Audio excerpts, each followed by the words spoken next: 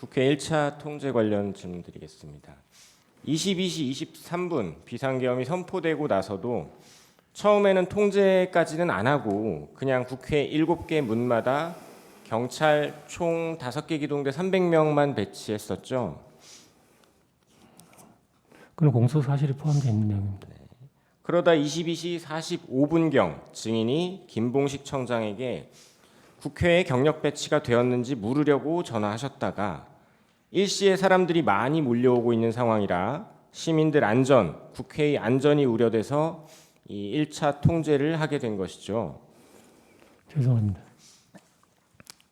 그건 공소 사실이 포함되어 있는 내용입니다. 네.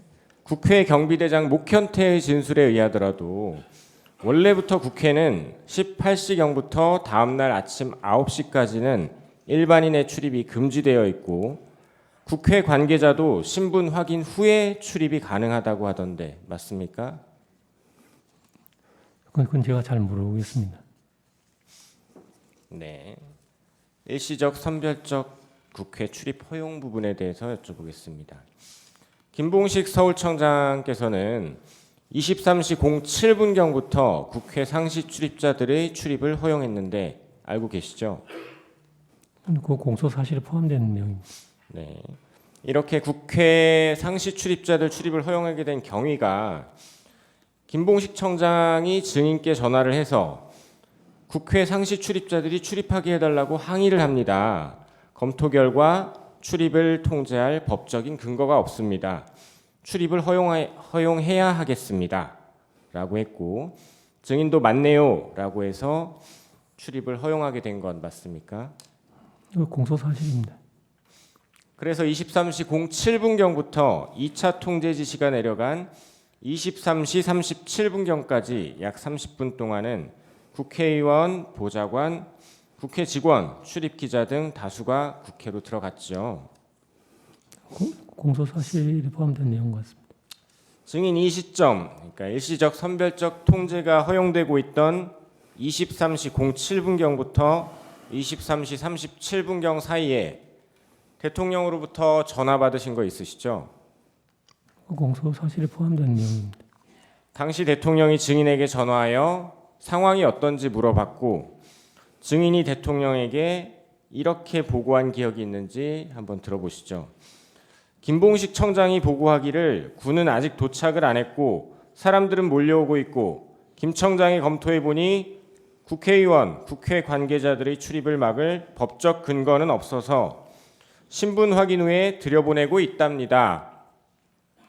이렇게 증인이 보고하자 대통령이 역시 우리 김봉식 서울청장이 수사통이라 법도 잘 알고 잘하고 있네 라고 말하고 끊었던 거 기억나십니까? 공소 사실 관련된 내용인 것 같습니다. 계엄이 해제되고 난 12월 4일 새벽 증인은 대략 5시경으로 기억하고 계시던데 그 즈음에 대통령으로부터 전화받은 사실 있으시죠? 예. 그때도 대통령이 증인에게 우리 김봉식 청장이 초동 대처를 잘해서 국회도 신속하게 들어가서 해제 의결 잘하고 상황이 잘 정리됐다. 김봉식 청장한테 잘했다고 수고 많았다고 꼭 전해주고 내가 직접 격려 전화하고 싶은데 일단은 김 청장도 늦어서 피곤할 테니 좀 쉬고 내가 내일 전화하겠다고 전해달라. 이렇게 말씀하신 적 있습니까? 그 시간에 전화를 받은 사실은 있습니다. 이런 내용으로 말씀하시진 않으셨습니까? 내용은 뭐 정확하게 다 기억은 못하지만 그렇게 상세하게 조금 그렇게 통화 내용이 길지는 않았던 것 같습니다. 대략적인 취지는 이렇게 뭐 김봉식 청장이 초동 대처 잘하고 뭐 들여보내줘서 신속하게 잘 끝났다 이런 취지는 맞았습니까? 덕분에 신속하게 잘 끝났다 이런 말씀을 하신 건 맞습니다. 네. 그리고 실제로 대통령은 12월 4일 날이 밝고 나서 김봉식 청장에게 전화해서 같은 내용 초동 대처 아주 잘해줘서 의원들 잘 넣어줘서 상황이 아주 빨리 잘 끝났다 수고했다 이렇게 격려하셨다고 합니다. 알고 계십니까? 그 나중에 김봉식 청장한테 들었습니다. 그렇죠. 김봉식 청장 증언에 의하면 증인께서도 계엄이 끝나고 하루 이틀 지난 후쯤 김봉식 청장에게 전화로 대통령이 전해달라던 격려 전해주셨다고 하던데 맞습니까? 그때 김봉식 청장하고 통화는 한 것 같은데 구체적으로 무슨 이야기를 했는지는 제가 잘 기억을 못 하겠습니다. 네, 대통령에게 김봉식 청장에게 증인께서 대통령이 잘했다 그러더라 대략 이런 취지의 말씀 전달하신 건 있습니까? 제가 대통령님께 전화를 받았던 내용을 이야기를 했었고 김봉식 청장님도 대통령님으로부터 또 직접 전화 받았다는 이런 내용으로 전화 받았다 하는 이야기를 들은 거는 있습니다. 네. 한편 12월 3일 그 일시적 선별적 국회 출입이 허용되던 그 시점쯤에 증인으로부터 대통령은 김봉식 청장이 선별적 출입을 허용하고 있다라는 보고를 대통령이 받고 나서 수방사령관한테 전화를 했었습니다. 상황이 어떤지. 그러자 수방사령관이 국회 사람이 많아서 어느 문으로 들어가야 할지 모르겠습니다. 이렇게 수방사령관이 얘기하니까 대통령이 증인에게 보고받은 내용, 김봉식 청장이 이렇게 들여보내고 있습니다 라고 했던 증인의 보고 내용이 생각나서 수방사령관 이진우에게 경찰이 거기 어디 문으로 가면 신분 확인하고 들여보내주고 있을 테니까 그 문으로 가서 경찰에게 얘기하면 들어갈 수 있을 거다라고 알려주기도 했다는데 어떻습니까? 대통령과 증인 그리고 김봉식 청장, 이진우 수방사령관의 서로 간의 이 통화 내용에 비추어 보면 12월 3일 그 일시적 선별적 통제가 이루어지던 그 시각에 대통령이 증인에게 전화해서 김봉식 청장 잘하고 있다라고 한 것은 맞는 것 같은데 어떻습니까? 그 시간에 그 대통령님의 전화 내용은 공소사실에 포함되어 있는 내용이라서 여기서 구체적으로 말씀드리기 좀 어려울 것 같습니다. 당시에 어쩌면 공소사실과는 반대되는 국회의원들 잘 들여보내주고 있다는 보고를 하셨고 실제로 들여보내주고 있었고 그거에 대해서 대통령이 잘하고 있네. 이건 오히려 공소사실에 있어 증인에게 유리한 부분 아닙니까? 뭐 유리 분리를 떠나서 네. 일단 전체적으로 아까도 말씀드렸다시피 지금 공소사실에 포함되어 있는 내용이고 네. 지금 재판의 초기 단계이기 때문에 제가 이제 양해를 말씀을 드리는 것입니다. 네, 잘 알겠습니다. 증인 선별적 출입을 허용하다가 23시 37분경 2차 통제하게 되셨죠? 예.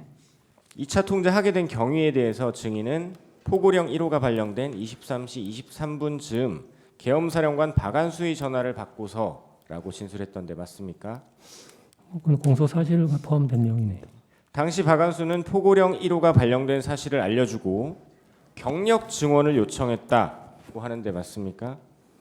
공소사실을 통해서 확인될 것 같습니다.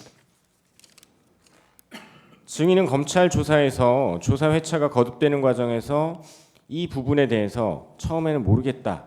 또 박안수가 셧해달라고 차단해달라고 했다라고 진술하다가 박안수 말이 맞을 수도 있다. 즉 셧다운이 아니라 경력 증언을 요청했을 수도 있다.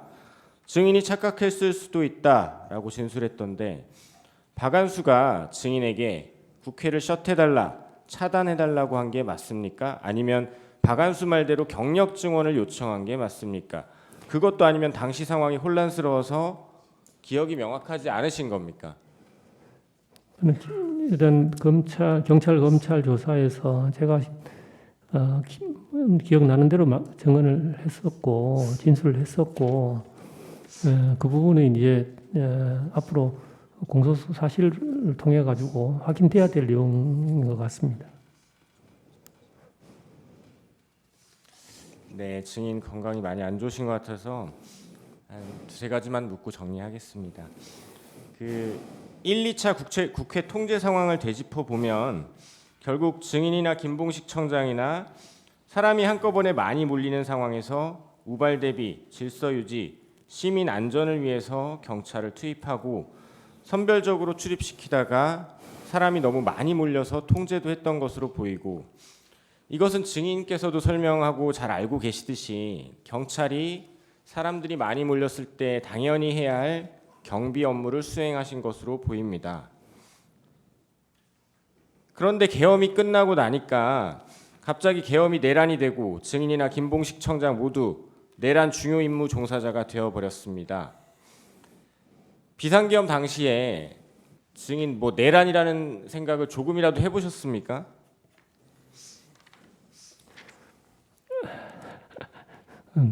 내란이라고 생각했으면 그렇게 안 하겠죠.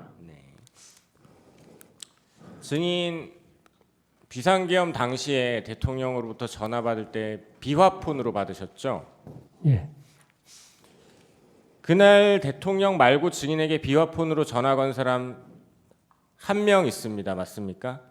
예, 박안수 계엄사령관이 국방부 장관의 비화폰을 빌려 포고령 발령 즈음 증인에게 전화했던 바로 그 전화 한 통입니다. 맞습니까? 맞습니다.